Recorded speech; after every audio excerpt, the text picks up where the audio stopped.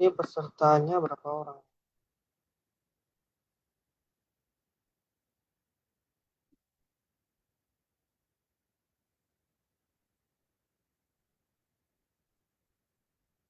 Ya, hari ini kita kuliah pembuatan sediaan preparat atau pemrosesan jaringan ya, dan juga pewarnaan jaringan. Jadi pembuatan, kemudian pewarnaan itu merupakan disilahkan itu istilahnya adalah histoteknik begitu ya. Jadi itu dari pembuatan, pewarnaan itu adalah histoteknik. Jadi apa pentingnya kita membuat preparat? Itu akan ada sediaan histopatologi. Nah, histopatologi itu bermanfaat dalam penegakan diagnosis penyakit yang melibatkan perubahan fisiologi dan deformasi ya, atau perubahan struktur dari suatu organ. Nah, itu memerlukan pembuatan sediaan preparat. Terkadang kala memang secara klinis, kemudian uji-uji yang lain itu belum mendukung dalam diagnosis. Nah, ini histopatologi ini bisa membantu atau bahkan menegakkan diagnosis. Nah, kalau misalkan kita berbicara tentang histopatologi, jaringan itu tidak hanya diambil dari hewan mati saja. Jadi, sampel-sampel klinis itu juga bisa kita ambil untuk diproses histopatologi. Nah, ketika jaringan atau organ itu diperoleh saat hewan itu masih hidup, itu disebut dengan biopsi. Jadi ini mungkin istilah yang sudah tidak asing lagi terdengar. Jadi ketika Anda ngambil jaringan, itu namanya biopsi dari hewan yang hidup. Jadi memang patologi ini perannya tidak hanya untuk hewan-hewan mati saja ya, untuk mengetahui penyebab mati apa, tetapi juga membantu proses diagnosis hewan yang masih hidup secara klinis, baik itu penyakit yang sifatnya infeksius atau non infeksius seperti tumor atau kanker. Jadi ada 4 teknik biopsi yang dapat dilakukan ya. Jadi yang pertama yang mungkin familiar itu menggunakan kerokan kulit. Tapi kerokan kulit ini dikhawatirkan tidak mendapatkan lapisan tertentu dari kulit. Jadi misalkan cuma superficial saja, cuma terambil epidermis saja, atau bahkan tidak terambil sama sekali lesi yang kita inginkan begitu. Itu resiko dari kerokan kulit, tetapi sering digunakan begitu ya, atau sering dilakukan. Yang kedua, pans biopsi itu menggunakan alat. Jadi karena namanya pans biopsi bukan mentang-mentang ditonjok begitu, tapi memang ditempelkan, ditekan ke dalam jaringan, kemudian kita putar, kemudian kita bisa ambil jaringan itu. Nah, kalau menggunakan pans biopsi sudah pasti struktur epidermis dan dermis itu terambil. Nah, kalau misalkan melibatkan penyakit-penyakit pada lapisan kulit bagian epidermis dan dermis, ini bisa dilakukan. Tetapi terkadang kala ada kasus-kasus tumor yang memerlukan penilaian yang lebih luas lagi. Jadi hingga dermis ya, kita ingin menilai apakah tumor itu menginvasi dermis.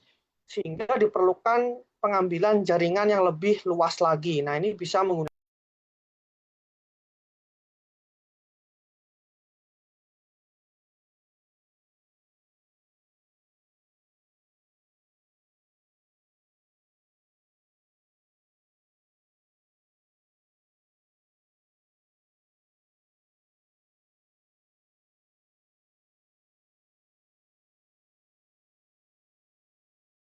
Nah, ini tidak direkomendasikan.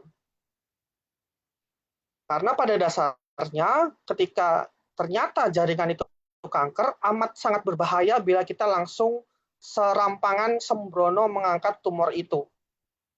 Jadi kalau pada pasien kanker itu tidak boleh serampangan langsung dieksisi begitu saja. Karena tindakan operasi itu justru akan meningkatkan risiko metastasis pada kasus-kasus tumor ganas atau kanker. Jadi sebenarnya yang direkomendasikan ketika ada benjolan yang kita tidak tahu apakah jinak atau ganas, setelah kita cek histologi kita masih ragu, yang mentok-mentok adalah biopsi insisional. Biopsi eksisional itu sangat jarang dilakukan. secara teori. Tetapi secara praktik di Indonesia, dokter-dokter yang praktisi itu selalu langsung serampangan, langsung mengeksisi semuanya. Baru dicek ganas jinak, oh ternyata ganas, diulang lagi operasi begitu. Jadi mengulang-ulang operasi jadinya.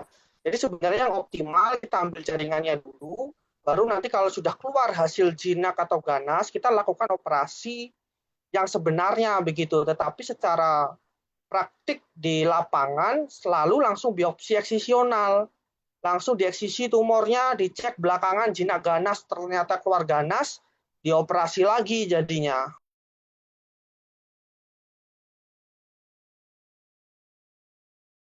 Tentunya memerlukan scalpel begitu ya, dan peralatan bedah minor yang lainnya. Nah, ini biopsi insisional ya. Jadi kita mengambil atau membuka massa tumor bagian tengah, kemudian kita buka, kemudian kita ambil jaringan yang ada di dalamnya untuk memperoleh informasi begitu ya terhadap benjolan ini apakah jinak atau ganas. Nah, ini selanjutnya mungkin ini baru-baru ini ya dilakukan oleh mahasiswa semester 6, berarti semester kalian ini, dan dibantu dokter hewan setempat. Ini menggunakan teknik punch biopsi begitu ya. Jadi pengambilan sampel kulit sapi terduga lumpy skin disease. Barangkali ini beritanya tidak heboh karena memang ditekan oleh pemerintah agar tidak merebak seperti PMK kemarin dan menyebabkan kecemasan di kalangan masyarakat. Jadi LSD ini adalah pertama kali masuk di Bali. Teridentifikasi pertama di daerah Jembrana begitu. Kemudian merebak hingga ke Buleleng, tetapi aksi pemerintah begitu cepat, jadi langsung melakukan vaksinasi dan pengobatan. Jadi ketika diketahui ada benjolan-benjolan yang dicurigai terinfeksi oleh virus ini, langsung diobati begitu. Nah, ini di lapangan pengambilan sampel digunakan teknik biopsi punch begitu atau punch biopsi. Jadi pengambilan jaringan ini kita bisa gunakan untuk analisis histopatologi ataupun PCR begitu ya. Jadi jaringan itu juga bisa digunakan untuk sampel PCR. Nah, ini kemudian kalau misalkan jaringan kalian sudah ambil, baik itu melalui proses biopsi ataupun dari hewan mati, nah selanjutnya kita buat sediaan preparatnya. Nah, ada dua teknik. Nah, teknik kedua barangkali benar-benar asing di telinga kalian, karena memang mungkin dulu zaman saya kuliah tidak diajarkan, tetapi menurut saya ini perlu. Karena ini sudah umum digunakan di kedokteran manusia dan bahkan sekarang sudah ada alatnya di IPB, di kedokteran hewan IPB. Tapi yang nomor dua ini kita tidak punya alatnya. Yang punya yang satu yang kita praktikumkan kemarin.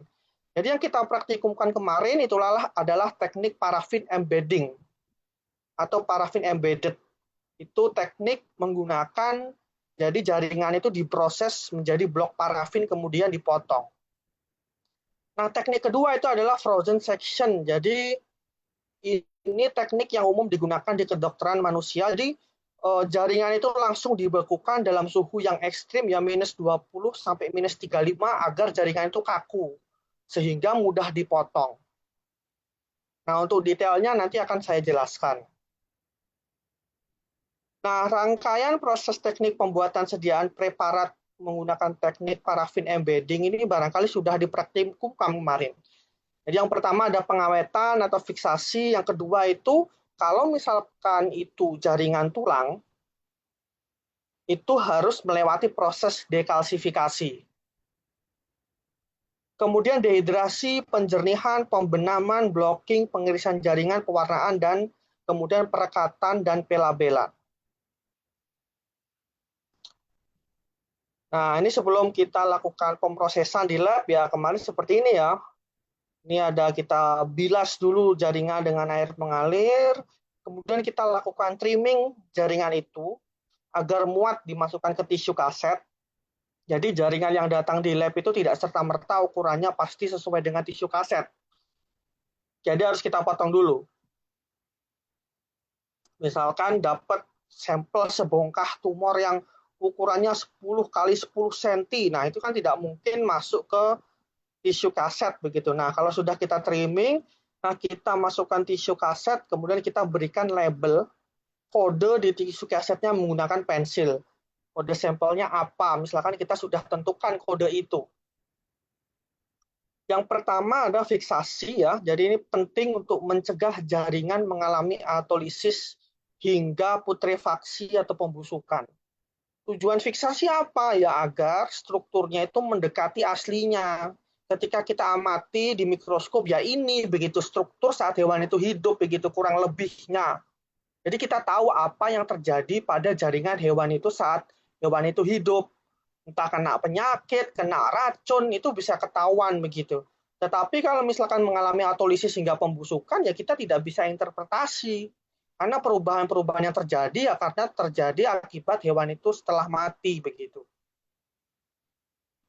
Nah, untuk larutan fiksasi mungkin yang Anda kenal hanya neutral buffer formalin, tetapi sebenarnya ada banyak jenis larutan fiksatif yang dapat digunakan. Dan larutan fiksatif itu bisa dibeli dengan merek komersial yang sudah jadi.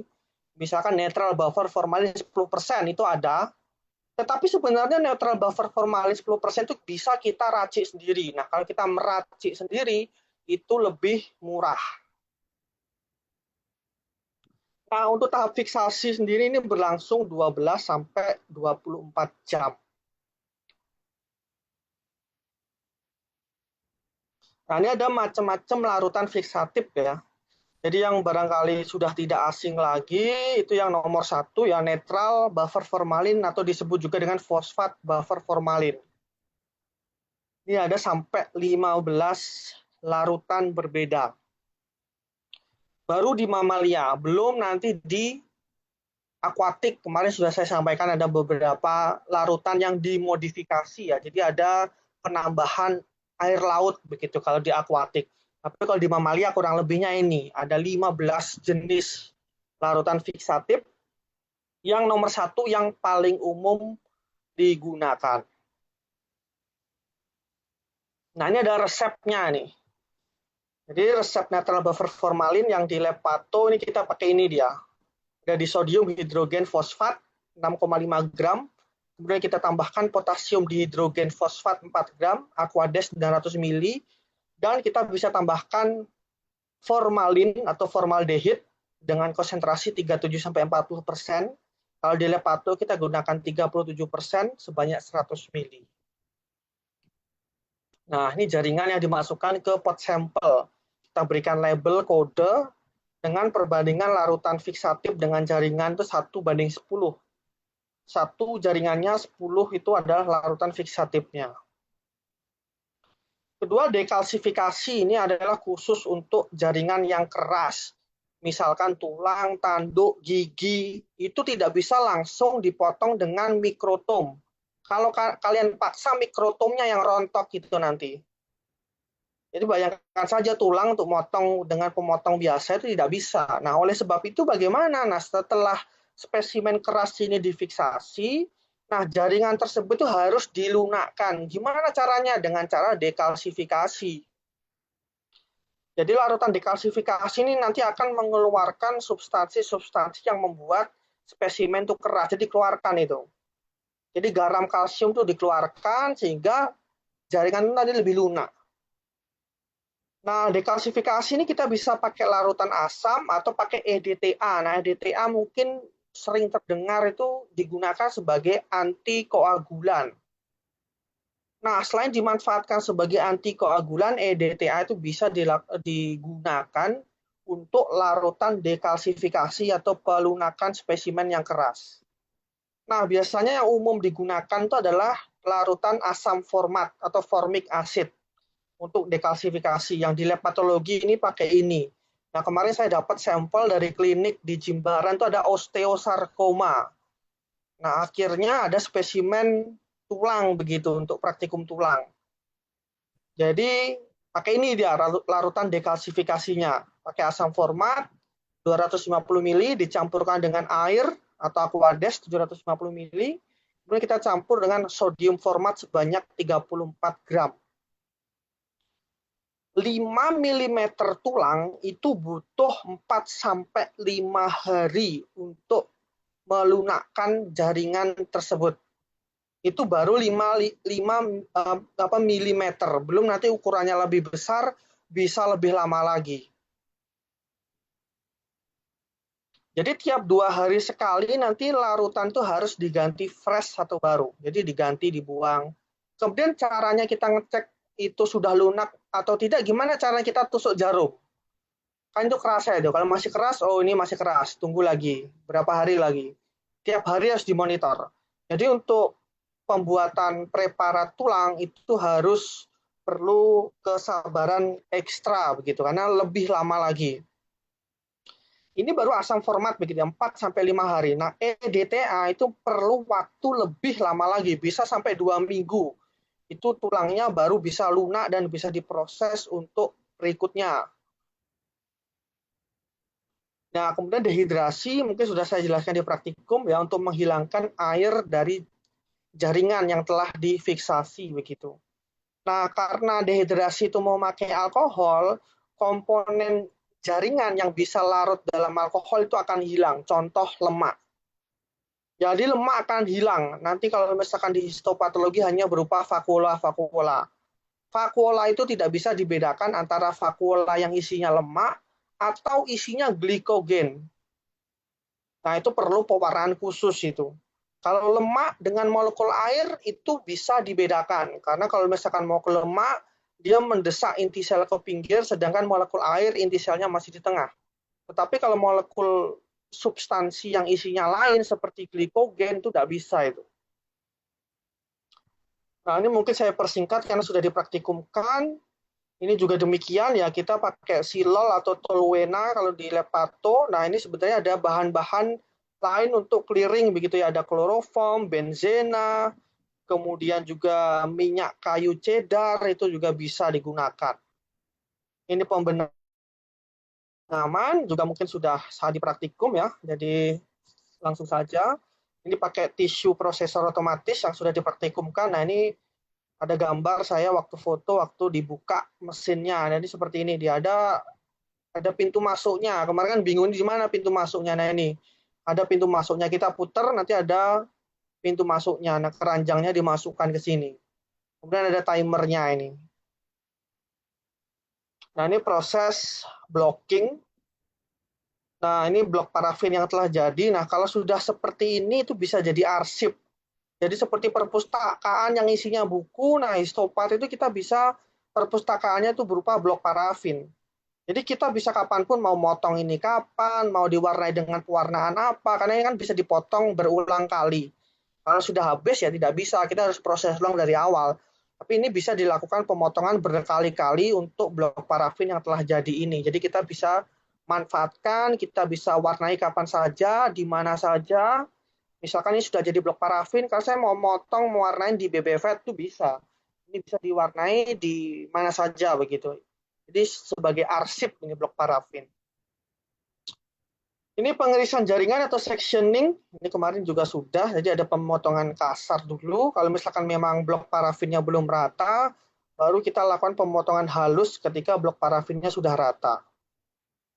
Ini yang mikrotom zaman penjajahan begitu ya. Jadi ketebalannya itu sangat sulit kita atur, tidak seperti yang sudah modern ini kita bisa atur 4-5 mikrometer, bisa sampai 20 mikro, ini bisa kita atur, tapi ini zaman dulu itu manual dia, harus kira-kira, bisa ketebalan, bisa ketipisan, jadi bisa hasilnya tidak konsisten. Kemudian ada pewarnaan, ini juga sudah kemarin, jadi kalau ada pewarnaan rutin itu ada HE, hematosilin, eosin, begitu ya. Jadi ini gold standar atau standar emas dalam pewarnaan mikroskopis begitu ya.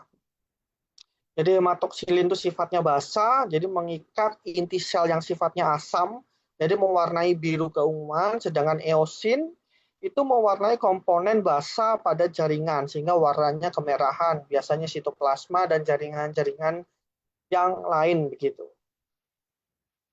Nah, untuk hematoksilin sebenarnya ada 8 jenis formulasi. Jadi kalau misalkan melihat jurnal ada hematoksilin itu ada embel-embelnya di depan, ada kayak nama orang itu Haris hematoksilin, Meyer hematoksilin, yaitu larutan hematoksilin yang diracik oleh orang itu begitu. Si Haris ngeracik hematoksilin, si Meyer meracik dengan sesuai komposisinya dia. Si Ehrlich dia meracik hematosilin sesuai dia begitu. Nah, masing-masing jenis larutan formulasi ini memiliki plus minus begitu ya. Tetapi yang sering digunakan itu adalah larutan hematoksilin menurut Mayer dan juga menurut Harris.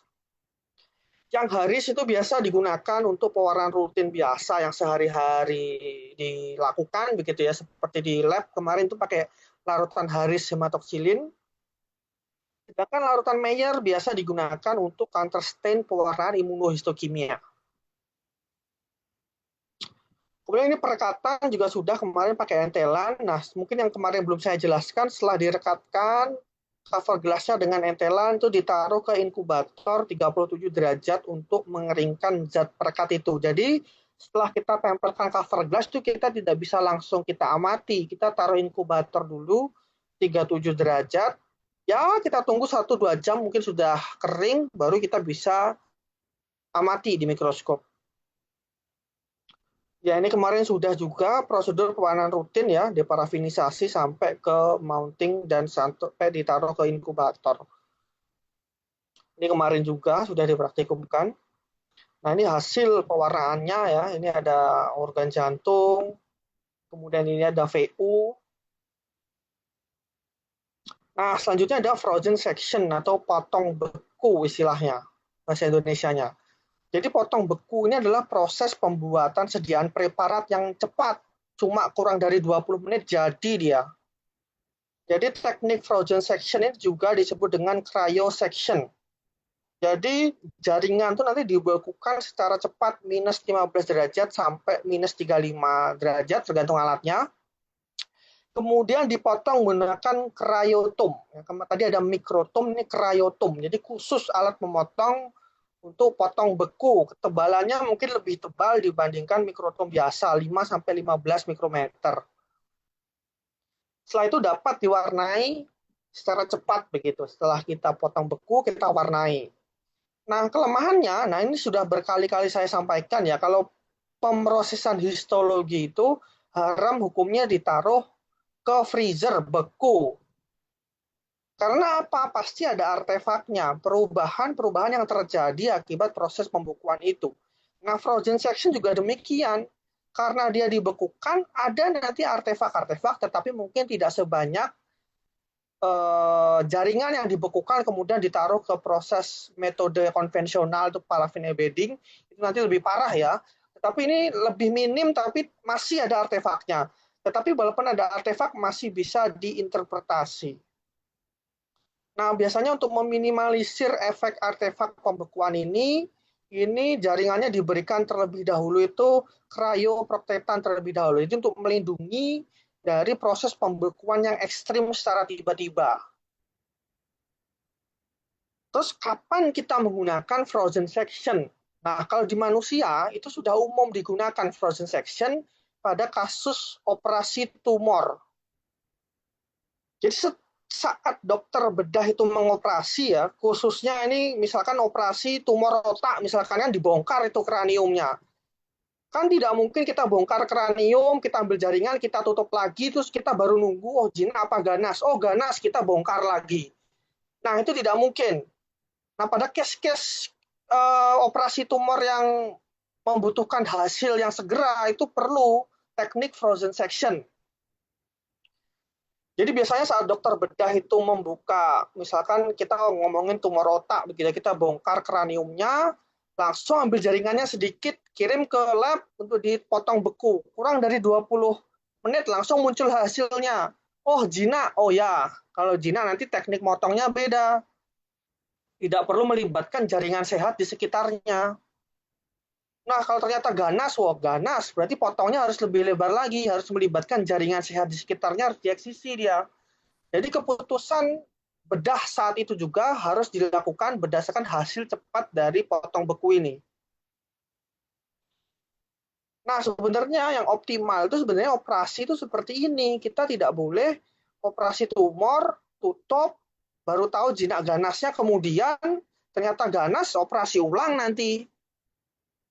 Jadi sebenarnya yang optimal kita saat melakukan pembedahan, kita sudah tahu itu jinak apa ganas melalui teknik frozen section ini. Sebenarnya harus ada alat ini, terutama untuk koas dibedah, begitu nanti kirim ke lab pato, kita frozen section, hasilnya langsung keluar segera. Oh ternyata jinak. Luaskan margin operasinya 2-3 cm, jaringan sehat sekitarnya harus dieksisi. Nah ini sudah diterapkan di seluruh kedokteran manusia, itu pasti pakai ini dia. Kalau operasi kanker, pasti dikirim sampel segera ke frozen section. Di kedokteran hewan yang baru punya hanya di IPB, alat frozen section ini. Selain alat ini cepat begitu ya, dalam menghasilkan sampel, jadi kurang dari 20 menit sudah jadi. Pemotongan beku ini juga memiliki keunggulan, dia tidak menghilangkan struktur-struktur jaringan yang mungkin hilang pada saat proses pembuatan preparat konvensional menggunakan teknik parafin embedding. Nah, teknik parafin embedding tadi melarutkan lemak. Nah, kalau misalkan teknik frozen section itu tidak. Lemaknya masih utuh sehingga itu bisa dilakukan pewarnaan khusus terhadap lemak. Kita bisa identifikasi lemaknya begitu untuk membedakan dengan glikogen begitu. Nah, ini potong beku. Jadi jaringannya benar-benar dibekukan secara cepat. Dalam kurun waktu cepat, kemudian dilakukan pemotongan. Selanjutnya ada pewarnaan khusus. Nah, pewarnaan khusus ini sesuai namanya khusus ya. Kalau bahasa Inggrisnya itu special staining. Nah, pewarnaan spesial. Kenapa dikatakan spesial, dikatakan khusus? Nah, karena untuk mengidentifikasi substansi pada sel ataupun struktur pada jaringan yang tidak dapat dibedakan atau dilihat menggunakan pewarnaan rutin HE. HE walaupun memang bisa mengidentifikasi secara garis besar, tapi ada kalanya struktur-struktur itu tidak bisa dilihat hanya dengan HE. Nah, pewarnaan khusus itu mungkin saya boleh bagi menjadi 5. Sebenarnya mungkin ada banyak klasifikasinya, tetapi kalau dari saya sendiri membaginya menjadi 5. Ada pewarnaan kolagen, glikogen, mikroorganisme, lemak, dan imunostaining atau pewarnaan berbasis ikatan antara antibodi dan antigen. Yang pertama ada kolagen. Ya, tentunya namanya pewarnaan kolagen yang menilai derajat deposisi kolagen. Mungkin sudah saya jelaskan di beberapa kloter waktu praktikum ya. Jadi pewarnaan kolagen biasanya digunakan hewan coba yang dipapar sinar UV agar hewan cobanya itu mengalami penuaan. Nah, penuaan itu bisa dinilai dari kadar kolagen di kulit begitu. Jadi kulit Anda kencang, tidak keriput, itu ya karena ada deposisi kolagen di sana. Semakin banyak kolagen, semakin kencang kulit Anda. Semakin sedikit, semakin Anda mengalami penuaan, semakin juga terpapar sinar UV yang banyak, semakin cepat Anda mengalami keriput. Nah, ini kita bisa nih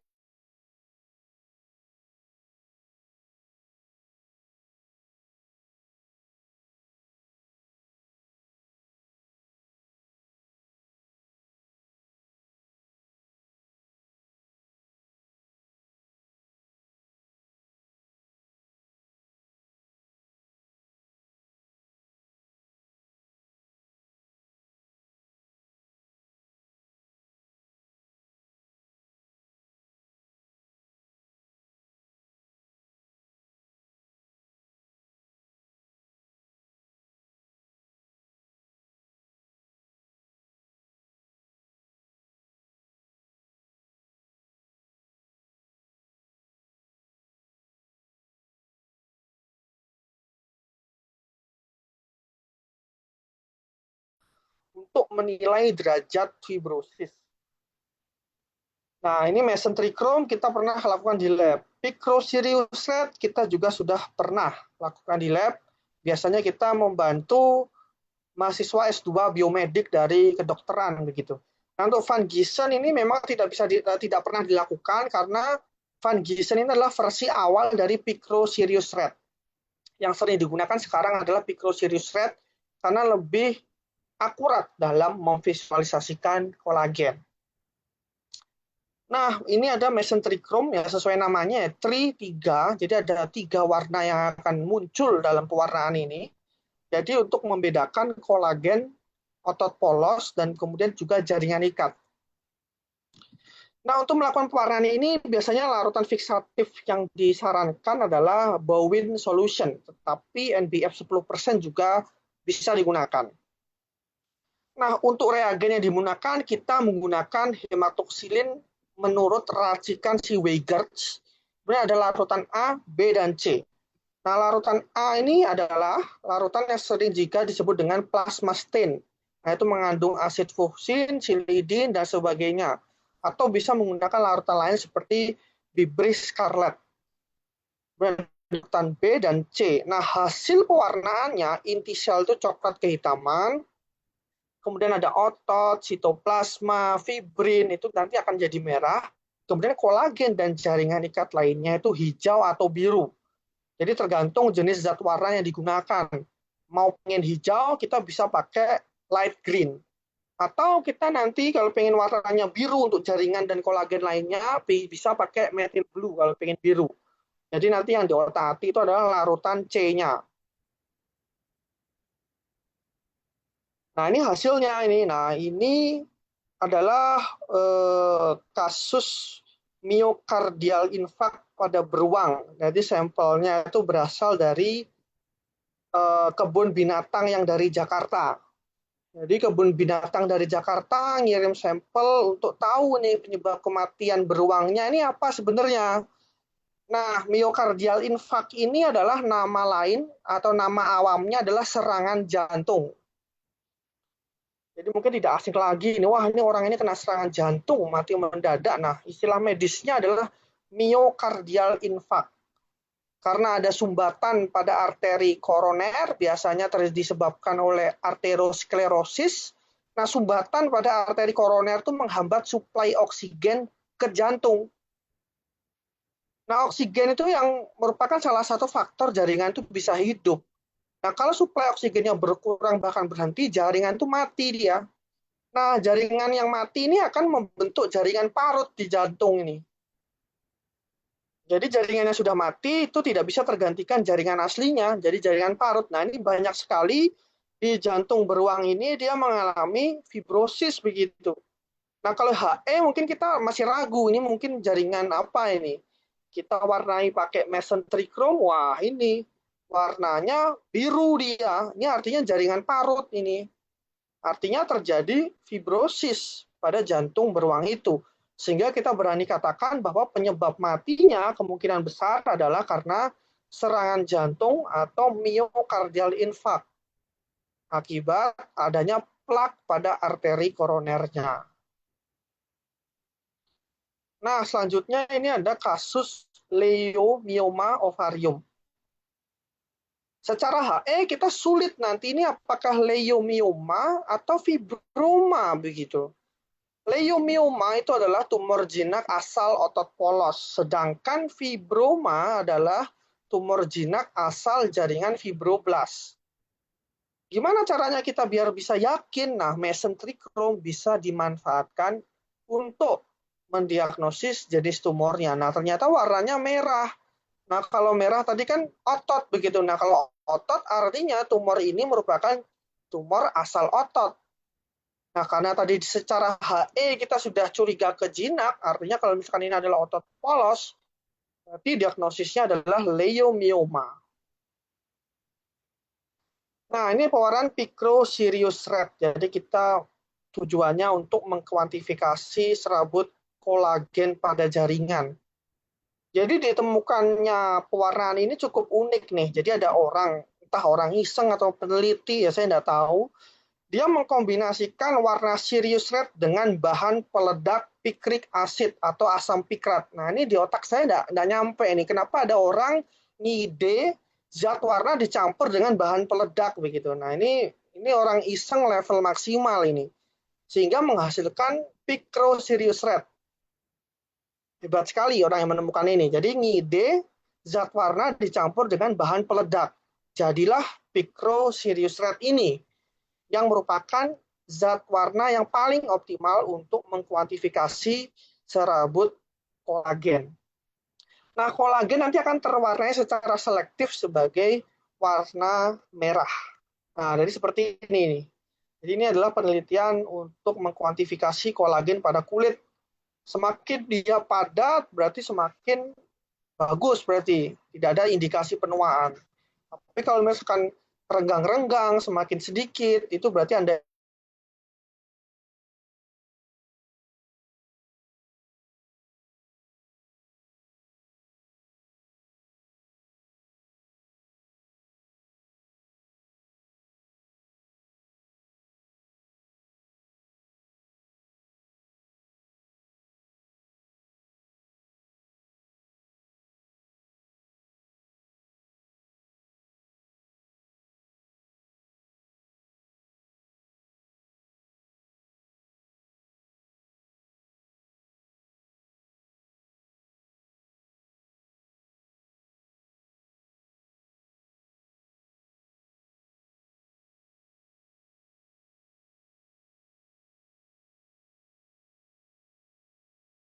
bisa, karena septa-Hp-nya itu dia bereaksi terhadap reagen dari PAS. Kemudian bisa evaluasi membran basal dan diagnosis beberapa jenis tumor. Bagaimana nanti kalau biar reaktif terhadap pewarnaan ini? Warnanya jadi magenta atau merah muda keunguan. Jadi warna FKH ini dia. Jadi apa yang terwarnai? Glikogen, pati, selulosa, musin, koloid, kitin, retikula, fibrin, kolagen, dan juga jamur juga ikut terwarnai. Nah, ini dia adalah kasus aspergillosis ayam. Jadi dia terwarnai menjadi ungu. Dan jelas sekali septa-septa dari jamurnya. Kalau secara histopatologi dia samar-samar, kadang tidak terlihat. Tetapi kalau kita pakai wand khusus, dia sangat menonjol sekali. Jadi sudah pasti ini pasti ayamnya kena jamur begitu. Nah, ini pada kasus glycogen rich carcinoma. Jadi kalau misalkan secara HE saja kita tidak bisa bedakan antara lipid rich carcinoma atau karsinoma yang isinya lemak atau karsinoma yang isinya glikogen. Nah, ini bisa kita bedakan menggunakan pewarnaan PAS begitu. Karena nanti terapinya beda, yang lipid rich nanti terapinya seperti apa, glikogen rich juga berbeda nanti. Kemudian ada pewarnaan mikroorganisme, jadi mengidentifikasi agen infeksi pada jaringan. Yang pertama ada pewarnaan gram.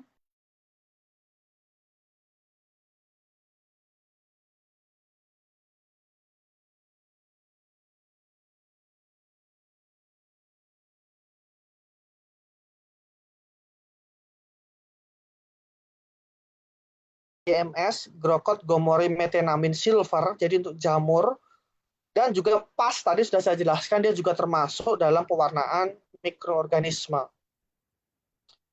Nah, untuk pewarnaan gram ini sama konsepnya seperti bakteriologi. Jadi yang gram positif nanti biru keunguan, yang gram negatif nanti akan merah. Nanti elemen-elemen jaringan yang lainnya dia warnanya akan samar-samar merah hingga keunguan. Nah, kenapa kok bisa berbeda antara gram positif dan gram negatif? Nah, ini review kembali bakteriologi dan mikologinya.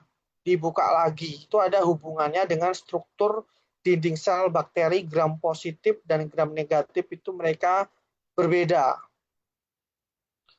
Nah, ini yang warnanya ungu begitu. Nah, ini yang warnanya merah di jaringan ini.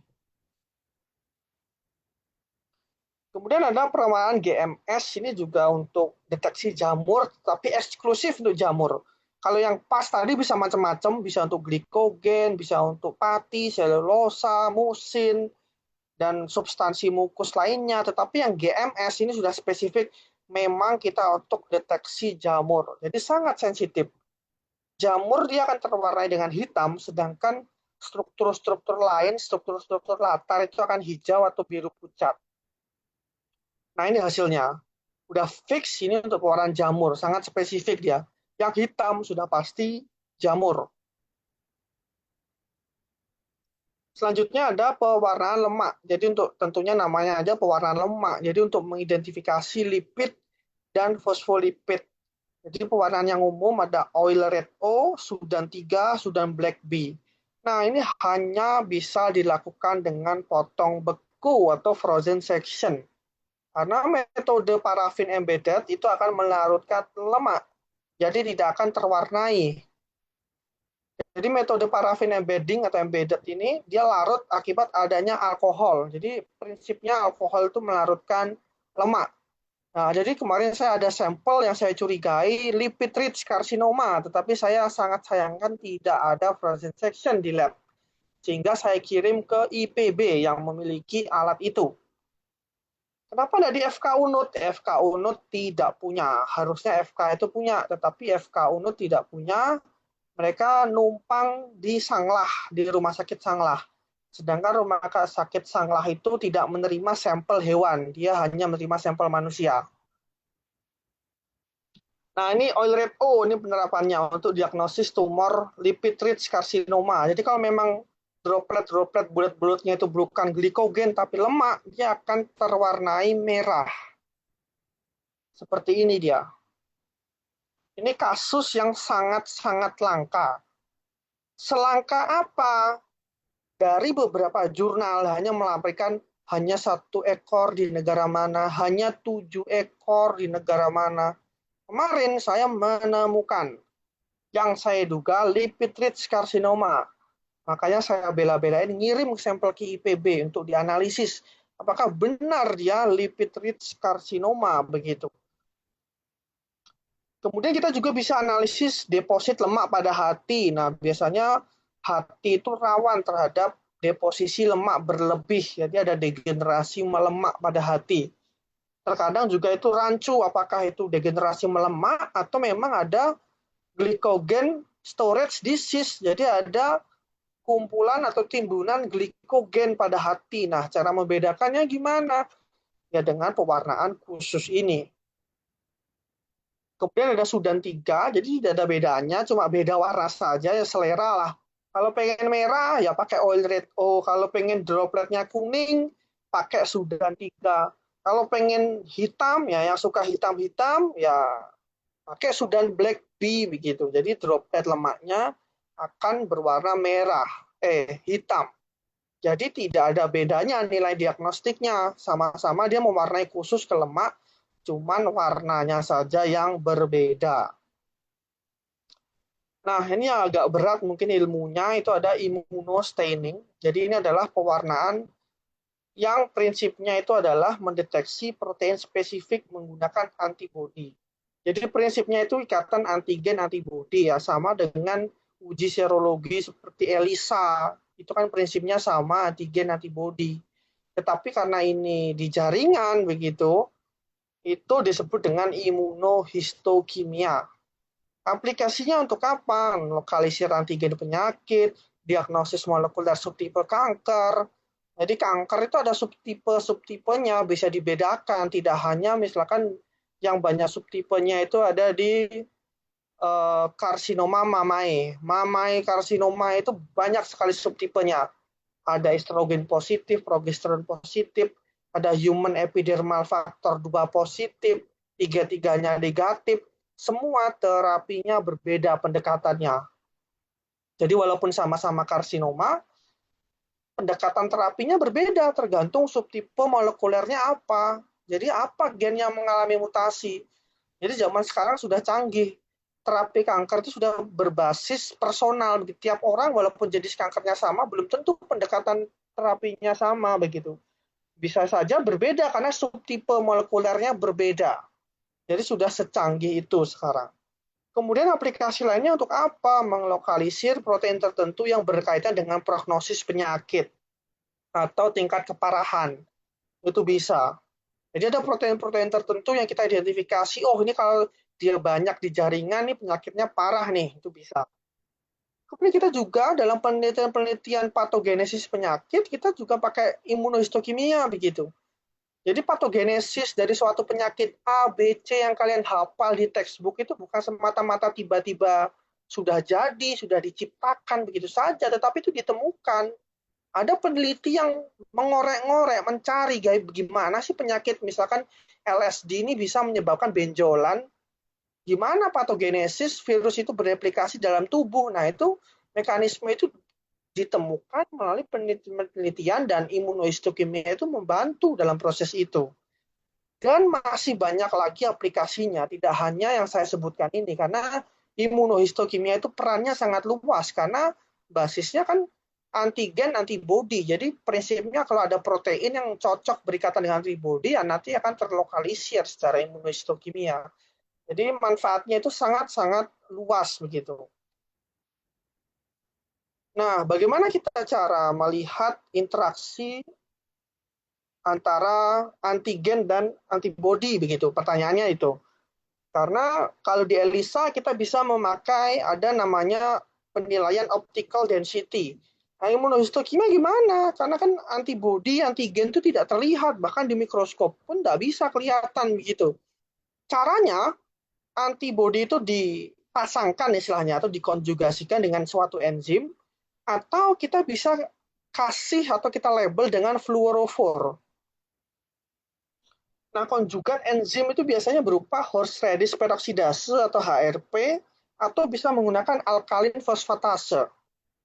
Nah, ini gimana nih maksudnya kalau dikonjugasikan dengan enzim, dilabel dengan fluorophore? Nah, ini nanti berikutnya ini.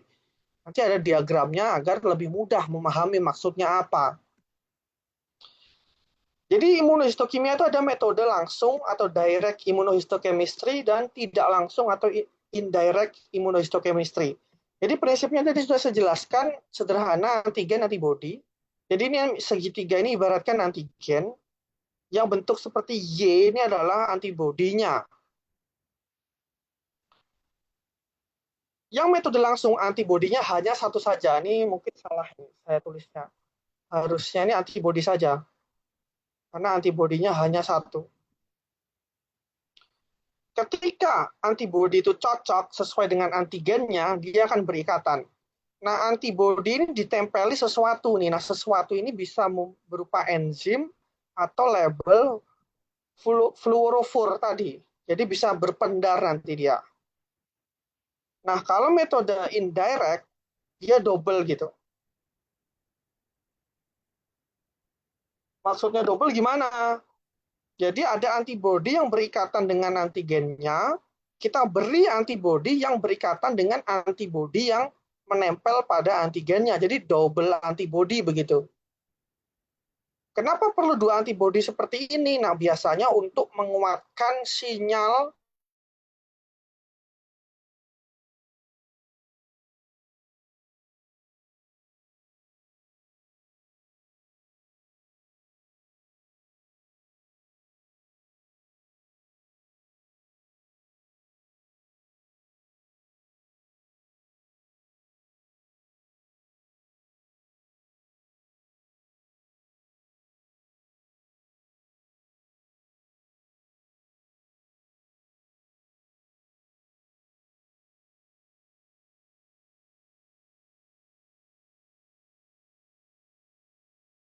alatnya ada tidak? Tidak ada di FKH, adanya di BBVET. Jadi perlu mikroskop khusus dan kelemahannya lagi dia mudah pudar. Jadi kalau sampelnya tidak segera diamati, lama-kelamaan seiring berjalannya waktu dia akan pudar, hilang dia. Nah, prinsipnya seperti ini. Tadi kan antibodi sekunder dia ditempelkan oleh atau terlabel fluorophore. Ini dalam konteksnya ini kan yang imunofluoresen. Antibodi yang tertempel fluorophore ketika dia terpapar oleh mikroskop khusus, jadi ada cahaya khusus, dia akan berpendar ya. Jadi ketika antibodi itu berhasil menempel pada antigen, dia akan menyala dia. Artinya, oh ini ada antigen ini dia. Jadi sinyalnya adalah menyala dia. Sedangkan imunohistokimia, itu dia tertempel oleh adanya konjugat enzim. Enzim ini akan bereaksi dengan yang namanya kromogen. Ketika dia dibasuh dengan kromogen, biasanya menggunakan diaminobenzidin, enzim ini akan berubah warna menjadi coklat. Sehingga secara imunohistochemia akan muncul warna coklat seperti ini. Kalau sudah, oh berarti ada antigen yang kita target begitu. Dalam hal ini ada superoksida dismutase. Jadi SOD ini merupakan salah satu antioksidan endogen atau antioksidan yang ada di dalam tubuh atau pertahanan tubuh. Oh, ini coklat-coklat. Oh, berarti di jaringan ini ada SOD. Yang pucat tidak ada warna coklat, yaitu ada kemungkinan SOD-nya tidak ada gitu. Nah, ini pada kasus ada penelitian mengenai diabetes mellitus ya, obat diabetes mellitus. Jadi kalau pada kasus pasien diabetes itu biasanya pulau Langerhansnya itu mengalami kerusakan dia. Pulau Langerhansnya mengalami kerusakan sehingga dia tidak bisa mengubah glukosa begitu yang ada di aliran darah dengan insulin dan tidak bisa menghasilkan insulin karena sumber insulin itu ada di pankreas, khususnya diproduksi di Pulau Langerhans. Nah, ini penelitian itu untuk meneliti gimana kalau misalkan dikontrol itu bagaimana, yang diberikan ekstrak ini bagaimana, diberikan placebo bagaimana. Jadi ini adalah penelitian saya dengan Profesor Sana begitu ya. Saya meneliti efek dari pare. Nah, pare kan sudah terkenal untuk orang-orang yang bagus untuk orang-orang diabetes. Tapi bukti ilmiahnya bagaimana? Nah, ini kita membuktikan bahwa ekstrak pare itu mampu melindungi pankreas dari tikus yang kita buat diabetes begitu. Jadi tikus yang kita berikan ekstrak pare ini pankreasnya lebih baik dibandingkan tikus yang tidak diberi apa-apa begitu. Jadi terbukti bahwa ekstrak pare itu mampu melindungi atau membantu memulihkan pankreas pasien yang mengalami diabetes. Dalam hal ini konteksnya ini dalam hewan coba. Jadi sangat luar biasa, begitu manfaatnya sangat banyak. Jadi makanya saya katakan imunohistokimia itu sangat lebar sekali, bisa kemana-mana. Diagnosis kanker bisa, penelitian semacam ini bisa. Jadi aplikasinya sangat unlimited menurut saya, karena prinsipnya itu sangat umum. Ikatan antara antigen dan antibodi. Ini tahap-tahapannya ya, jadi ada deparafinisasi sama ya, jadi untuk menghilangkan parafin, rehidrasi, nah ini ada proses antigen retrieval. Mungkin kita bisa dalami saat paparan CBL. Kemudian ada proses yang unik juga, blocking, kemudian kita tambahkan antibodi primer, tambahkan antibodi sekunder, kemudian kita tambahkan kromogen, agar kalau misalkan memang di jaringan itu ada ikatan antara antigen dan antibodi, antibodi yang terkonjugasi enzim tadi akan memberikan warna, itu wajib. Jadi kromogen memicu enzim itu bereaksi sehingga nanti berwarna coklat begitu. Yang terakhir, counter stain menggunakan Maillard hematoxylin untuk mewarnai inti sel. Tentunya agar kita tahu strukturnya bagaimana, kita tetap harus menggunakan zat warna hematoxylin begitu.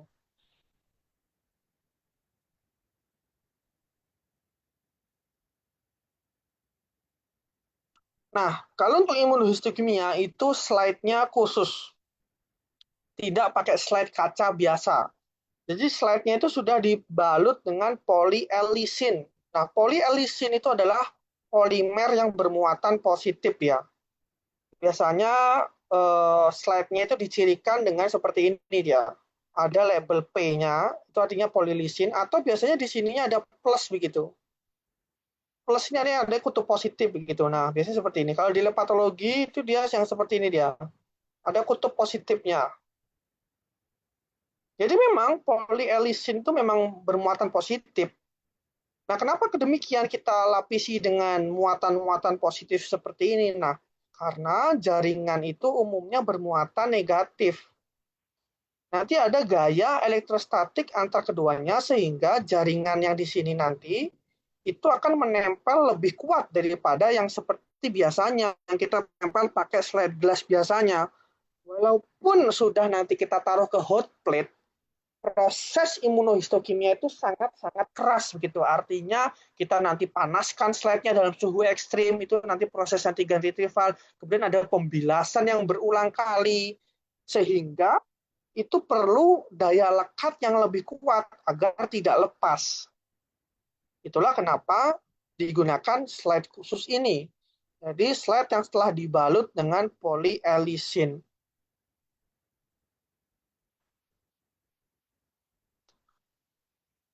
Ya, jadi itu saja dari saya kuliahnya. Untuk paparan presentasi dan paper sudah saya bagi. Kelas A, teknik pewarnaan oil red O. Jadi teknik pewarnaannya bagaimana, tahapan-tahapannya, dan contoh penerapan kasusnya dalam penggunaannya diagnosis penyakit itu bagaimana. Kelas B, imunohistokimia. Kelas C, PAS. Dan kelas D, GMS. Untuk detailnya dan ketentuan, kemudian deadline ada di OASE. Sudah saya upload slotnya dan sudah saya jabarkan untuk ketentuannya. Jadi mungkin itu saja kuliah dari saya. Singkat saja karena kan ada UTS nanti jam 7. Jadi ini mungkin tepat jam 5 lebih 55. Wah, 55 menit berarti ini tadi kuliahnya. Jadi akan saya kirimkan untuk presensi kuliahnya. Jadi akan saya kirimkan di kolom chat. Silahkan segera diisi untuk presensinya. Sesaat Zoom ini saya tutup, nanti akan saya tutup formnya. Jadi silakan segera langsung mengisi. Sesuaikan, nanti ada kelas mengisi, kelasnya juga disesuaikan. Jadi mungkin itu saja dari saya untuk kuliah hari ini. Sebenarnya sih tidak optimal jika online seperti ini, tetapi karena memang jadwalnya sudah mau berakhir dan sudah menjelang UAS, jadi terpaksa online begitu. Ya, jadi mungkin itu saja dari paparan saya. Semoga bermanfaat dan memberikan insight baru. Saya tutup. Terima kasih. Selamat sore.